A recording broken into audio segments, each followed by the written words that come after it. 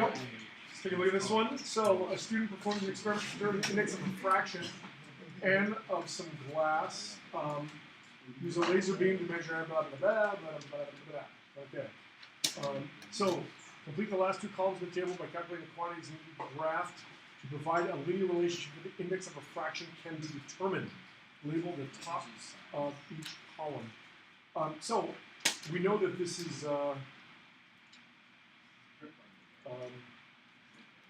no. Snell's law. Snell. Yeah, there you go. Snell's law. Yeah, there you go. Now I'll remember it as Michelle's law, like my wife's law. All right, so n1 sine theta 1 equals n2 sine theta 2, right? And so all we need is sine theta I, sine theta r, incidence and refraction. Whatever side. And then we're looking for the incidence of refraction of the material, obviously. So we're looking for n2, and then n1 is 1, because it's an air, right? Air assuming that it's Yeah, just whatever, we go there. So then, basically, I'm getting n2 is sine theta. In this case, they called it I, so I'm going to try to do that, because that's what they said. And sine theta r. I is the same as 1. I is 1. I is 1. R is 2. So whatever. Why do they call R?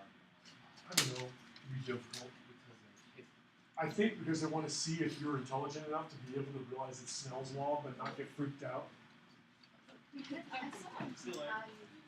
Okay. How do I what? Angles and incidence of refraction. Because it's got n and it's got theta. Right? And there's only two choices. N and theta means what two choices? Snell's law or critical angle theorem. Are they talking about reflection or refraction? Refraction, Snell's law. If they're talking about reflection, critical angle. That's, right? Because what does a critical angle mean? Right? It's when you get total internal reflection. So beyond that point, beyond that theta, you're going to get 100% internal reflection. So, yes, remember that? Right. Anyways, so you put this down here, blah, blah, blah, get a bunch of junk. And then, so what we do very easily over here is this side is going to be sine theta I. And the other one, so I'm going to erase this and move this down. Is everybody okay with the fact that this is sine theta I and this is sine theta r? Right?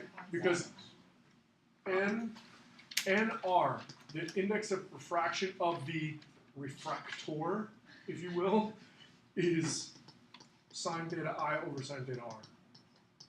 Right? So that's rise over run. So I put theta I. This skill, that right there, you have to know how to do that. You have to be aware that that has to be in your brain.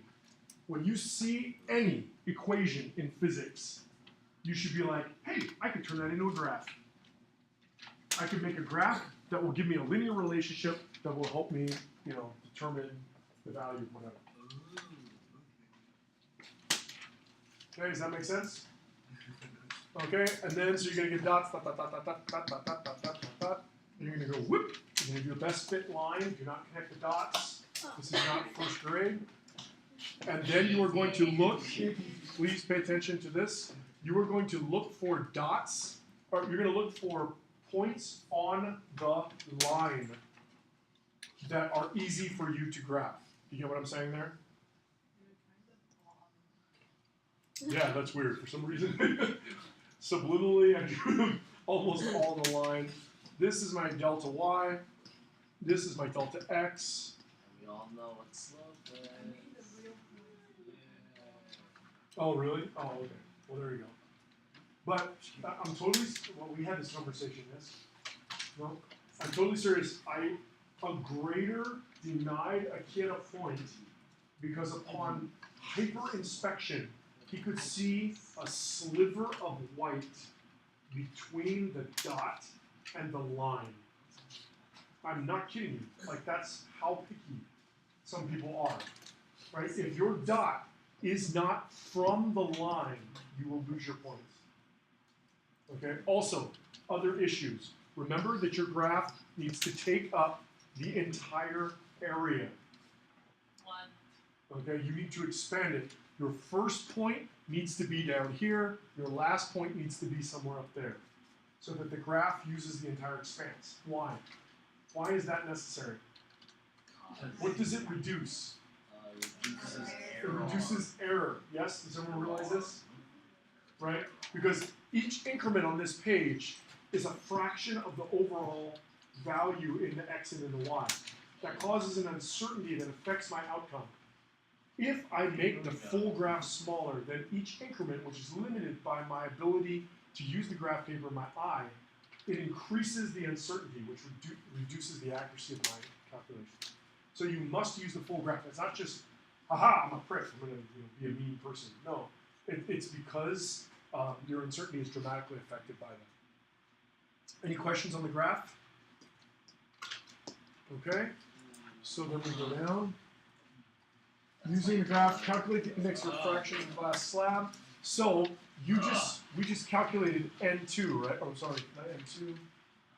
We just calculated NR. We know NI to be 1, right? So we have theta I.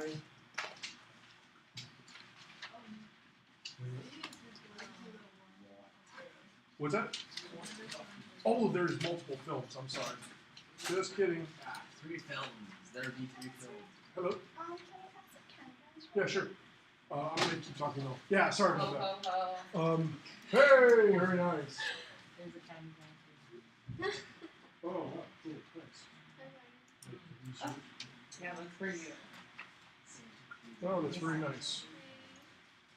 Thank you. You're welcome. Santa Claus.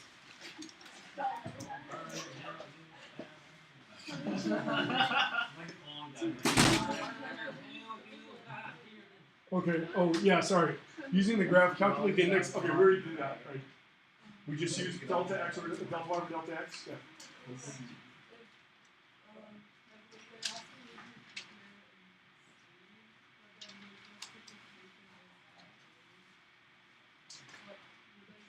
Well, they're saying use the graph. So basically, just do the delta y over delta x. That's all you have to do.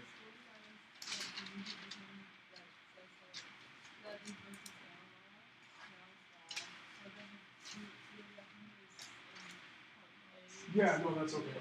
If you use Snell's law, like if you just graph them, then they're not going to accept that. But if you use Snell's law, they'll in part A, that's fine. Yeah, they'll see that. Okay, so anyways, on to D. All right, sorry, I jumped the gun there. All right, D. Now, let's take a look. So the oil is 1.43. The water is 1.33. The air is 1.0. So this is fast to slow to fast. Okay? The student measures a maximum in the intensity of reflection. Boom. So our lambda is 600 nanometers, and we have a bright spot. Right? So what we know is that we're getting constructive interference. Yes? So desync. What? A maximum in the intensity of reflected light. Okay? So at which of the two interfaces does light undergo 180 phase change? Oh, sneaky, okay. Yeah, it's whichever one that you just were supposed to remember. Yeah, you just have to remember, I think it's fast to slow is the shift, if I remember correctly. Okay, so fast to slow is the shift. Okay, and then yeah, so you just check that. Then calculate the minimum possible thickness of the oil, so then it's just a function of using the shift included in that whole process.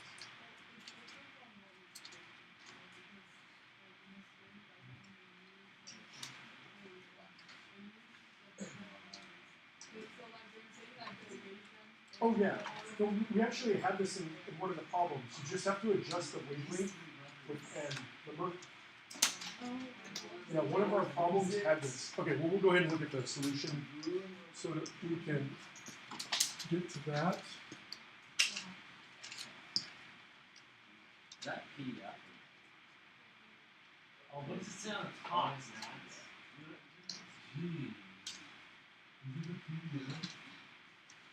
Okay, very good. We got our signs. That's easy. We did our graph. That's easy. Easy peasy, lemon. Yeah. Oh, yeah. Oh, that's nice. So, okay, my point being, see that one? If you used that one as your point, you're asking somebody, you're like daring them. Right? Yeah. So if I were you, I would try to pick points that are pretty clear. Also, is it necessary to go to 0, 0? I don't know why I don't know why. Yeah, I don't know why this, but I wouldn't have gone to 0, 0. I would have plotted them, since they're linear, I would have just plotted them for the whole space. Then see, oh, this is what they're saying. See the implicit use? That means, do you see Snell's law in a process? Then you get that point. So that's what that means. Yeah, slow, easy peasy, lemon squeezy, no problem. Air-oil interface, that just had to memorize it. Sorry, no logical way around that. And then the only thing that you have to remember for the thin film interference problems, what's that? Yeah, the 2D is going to equal, what's that? Oh, okay. So we know that one of them is shifted lambda over 2, right? So then this 2D must result in a lambda over 2 in order for us to get consistent interference. Yeah, so and then because we're looking for the thinnest possible one, yeah, it's just lambda over 2. And that's usually the symbol for path difference is lowercase delta. It's like an 8 but don't finish. Yeah, lowercase delta. Yeah, I just read it. Okay, well, whatever. Yeah, I am clearly not the definitive source. I'm kind of right lowercase Greek letters, so that's fine. Okay, so does everybody understand why I did this? And then the only thing that we have to remember is that n is c over v, right? So then you have to consider how that affects. So v is f lambda. So lambda is v over f, right? So then v is c over n. So these two affect each other. So lambda is equal to like c over nf. And like the issue here is that you have to consider the c over n. Right? You have to consider how that affects. And that's why they said this. Lambda in the film is equal to lambda in the air over the index of refraction. Isn't that what it essentially is, though? So I mean, basically, what you're doing is you're saying n is the number of times faster that light is than that thing in that medium. So by working backwards, you can get lambda in that medium, right? That's what I just did over here. And then you have to use the lambda in that medium for the calculation. Yeah.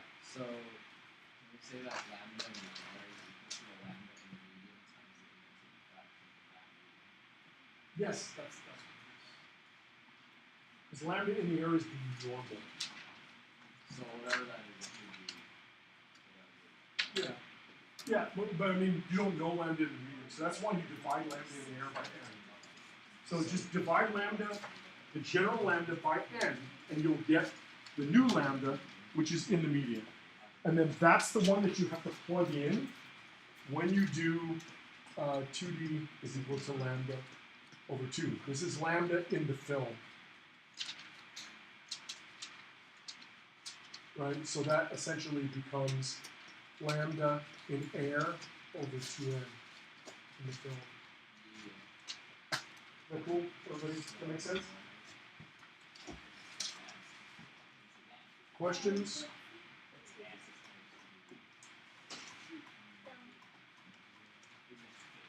Oh, is that an N substrate? Yeah, in the film. That's the And in weirdest. the film. That's the weirdest. That's the Yes. What did I do with the what? Oh, for this? Oh, all I did was, okay, so this makes sense, right? This right here. Hopefully that makes sense to everybody. And I think we all can do this. And the only thing that we need to make sure that we account for is that we have to use lambda in the film. And lambda in the film is equal to lambda in the air over n. So all I did was divide. So I just stuck n under here. Yeah.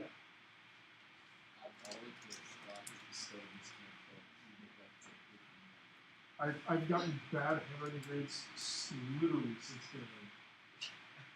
Like on every single one of my report cards, it's like handwriting is like does not meet standards. Like, well, back then they gave you grades, so I would get C's in handwriting when everybody got A's. Oh yeah, you got 4. Like 4, it's like 4. It's like, Okay, questions? Is that it? Is that the last part? I don't think, is there an I F? like how our Nope. grades now are just, okay, you have 6 letters. Each of them means something. Did you really? Yeah, there's